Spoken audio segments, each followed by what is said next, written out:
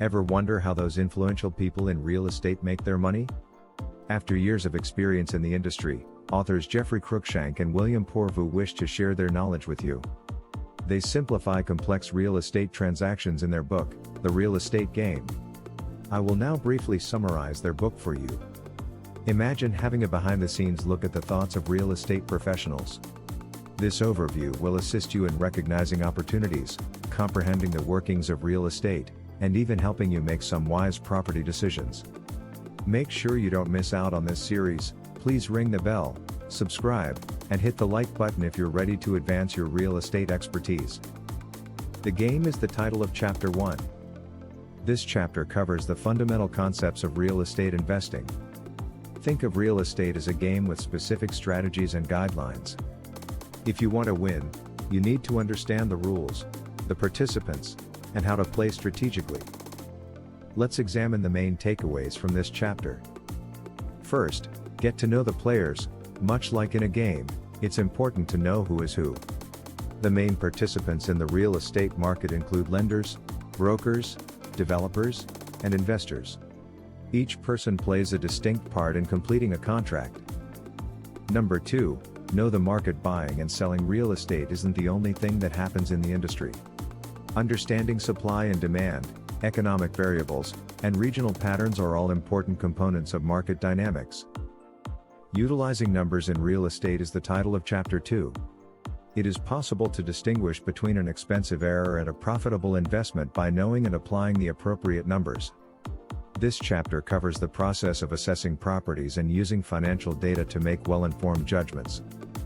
Some strategies that may be employed are these. First, cash flow. Cash flow is a property's net income after all costs are paid. Making ensuring your property brings in enough money to pay for its expenses and turn a profit is essential. The second is return on investment, which quantifies how profitable your investment was. The computation involves dividing the overall investment cost by the net profit. An investment is more profitable if the ROI is higher. Chapter 3's title is From Concept to Commitment. This chapter covers the process of turning a real estate concept into a committed project.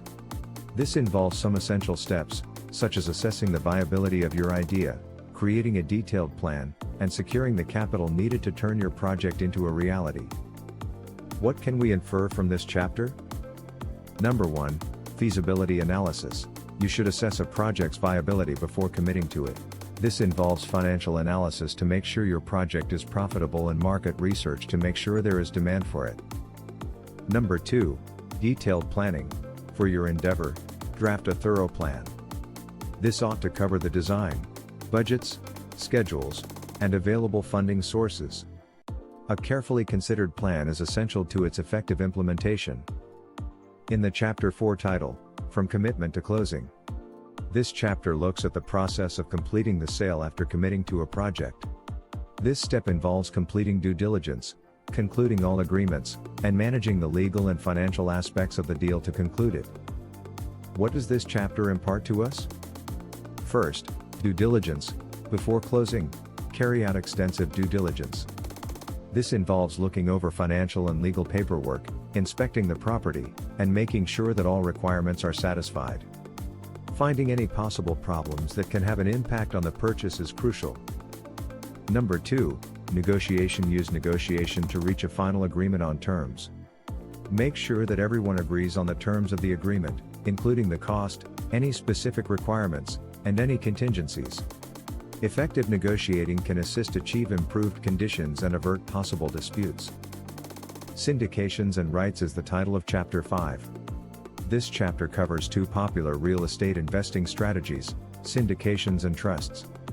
Both of these tactics allow investors to pool their money and take part in real estate projects, although they each have advantages and work in different ways. Below are a few tactics. First, syndications. A group of investors pools their funds to invest in a project or property through a syndication in real estate. Greater investments and more diverse portfolios are possible with this strategy. The syndicator oversees the investment and renders judgments on the group's behalf. Secondly, real estate investment trusts are businesses that own, manage, or provide funding for real estate that generates income. Investors purchase REIT shares in exchange for dividends from the property's profits or rental income. One option to invest in real estate without really owning any property is through REITs. Development is the topic of Chapter 6. Everything from early planning and design to construction and completion is covered in this procedure. You can manage and carry out development initiatives more skillfully if you are aware of these phases. What new perspectives does this chapter offer? First, planning. It's imperative to plan well. This includes defining the project scope, budgeting, site selection, and market research. The basis for a fruitful development initiative is a carefully considered plan. Number 2, design. Architectural plans and acquiring required permits are part of the design process. Work together with engineers and architects to make sure the project fulfills your goals and legal requirements. Chapter 7, Operations. In this chapter, we look at the practical side of real estate. After a property is developed and occupied, efficient property management becomes crucial. This includes overseeing the property's finances, leasing, maintenance, and tenant relations to keep it running successfully and effectively. Important observations to make regarding this chapter are as follows. First up, upkeep. To keep the property in good shape and avoid expensive damages, regular maintenance is necessary. Create a mechanism for quickly and effectively handling maintenance issues. Number 2, leasing, screening potential tenants, settling on terms, and making sure contracts adhere to the law are all components of good leasing management. Good leasing procedures aid in luring and keeping in-demand renters. In the 8th chapter's title, The Harvest. In this chapter, we'll discuss harvesting, or reaping, the benefits of your real estate investment. This comprises strategies for selling or refinancing the property to maximize your return on investment. What new perspectives does this chapter offer? First, sell. One popular strategy to recoup your investment is to sell the property. Assess the state of the market, figure out the best selling price, and collaborate with real estate agents to locate the ideal buyer to optimize your profit. The second option is refinancing, which enables you to access the equity in the home without having to sell it. This might give you money for more improvements or new investments without sacrificing ownership. Before moving forward, make sure you comprehend the terms and implications of refinancing. The title of Chapter 9 is Return to the Game. This chapter focuses on how to use the knowledge and experience you've gained from past projects to approach new opportunities effectively. It's critical to apply the knowledge you've acquired to grow and succeed in the real estate industry.